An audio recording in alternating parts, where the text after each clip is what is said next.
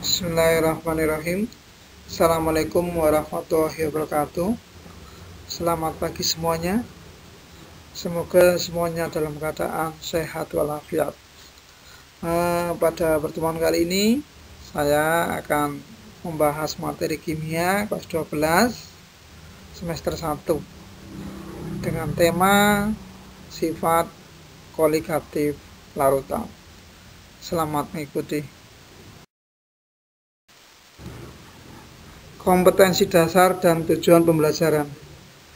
Kompetensi dasar kali ini yaitu KD 3.1 menganalisis fenomena sifat koligatif larutan, antara lain penurunan tekanan uap jenuh, kenaikan titik didih, penurunan titik beku, dan tekanan osmosis. Kemudian tujuan pembelajarannya yaitu memahami penjelasan tentang sifat koligatif larutan dengan menggunakan diagram PT atau tekanan dan suhu.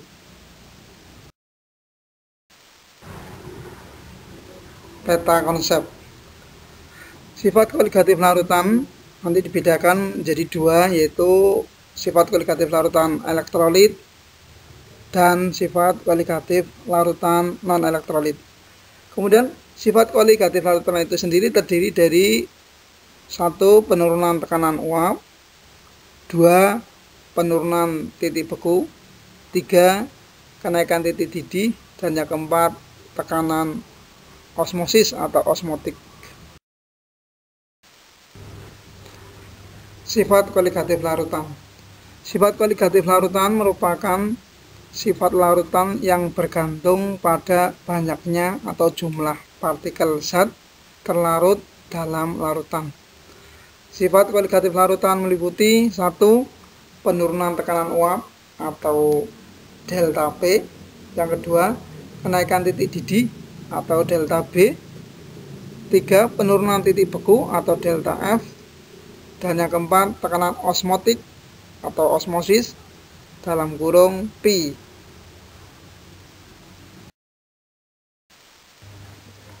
Sekarang kita cermati diagram PT air dan larutan dalam air.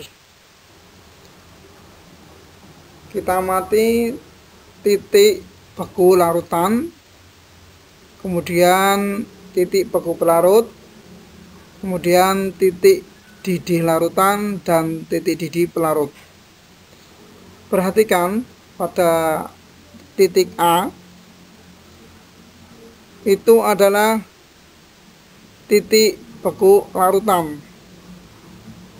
Titik beku larutan itu akan lebih rendah daripada titik beku pelarut atau titik beku air, sehingga kalau larutan garam akan diukur titik bekunya akan lebih rendah dibandingkan titik beku air murni. Kemudian titik didihnya, titik didih larutan garam akan lebih tinggi daripada titik beku pelarut air.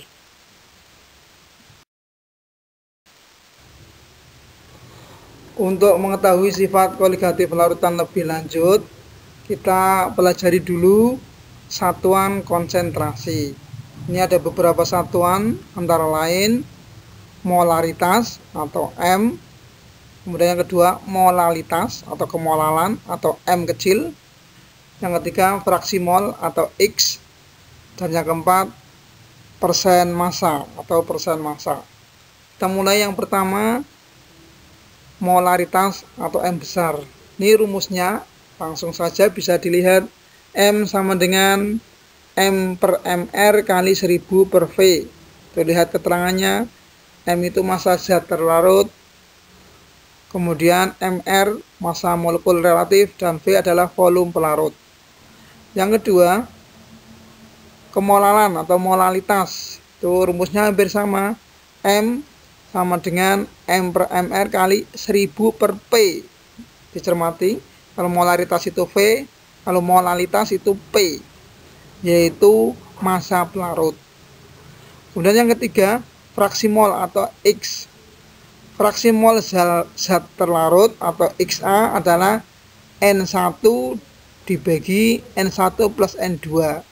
Sebaliknya, fraksi mol zat pelarut atau XB yaitu N2 per N1 plus N2.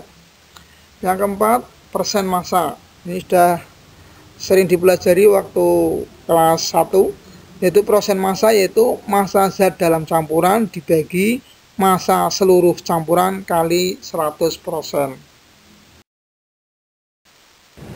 Contoh soal.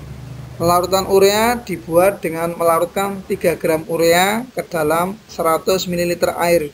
Berapakah kemolalan larutan dan fraksi mol urea dalam larutan tersebut? Jawab. Kita harus mencari diketahui 3 gram urea, rumus urea adalah CONH2 2 kali. Yang MR ureanya yaitu 60. Kemudian air 100 ml dengan MR air adalah 18. Ditanya kemolalan atau M. Yang kedua fraksi mol urea atau XT dalam larutan. Jawab kemolalan atau M. Kita mengingat rumusnya M sama dengan M per MR kali 1000 per P. Ingat P adalah massa pelarut. Maka bisa dimasukkan yang diketahui yaitu massanya tadi 3, MR-nya 60 dikalikan 1000 dibagi 100 sama dengan 0,5 molal. Kemudian jawaban berikutnya, fraksi mol urea dalam larutan. Ingat rumusnya, fraksi mol zat larut adalah XT sama dengan NT N atau N1 dibagi N1 plus N2. Sehingga kita harus mencari mol urea dulu. Mol urea itu rumusnya adalah massa dibagi MR. Massanya 3, MR-nya 60 sama dengan 0,05. Kemudian mol air. Massanya 100, MR-nya 18 sama dengan 5,56 mol. Maka bisa dicari XA sama dengan 0,05 dibagi 0,05 plus 5,56. Hasilnya 8,9 kali 10 pangkat min 3. Jadi fraksi mol urea dalam larutan adalah 8,9 kali 10 pangkat min 3. Sekian dan terima kasih. Tetap semangat belajar, tetap menjaga protokol kesehatan, tetap menjaga keimanan dan kebahagiaan. Assalamualaikum warahmatullahi wabarakatuh.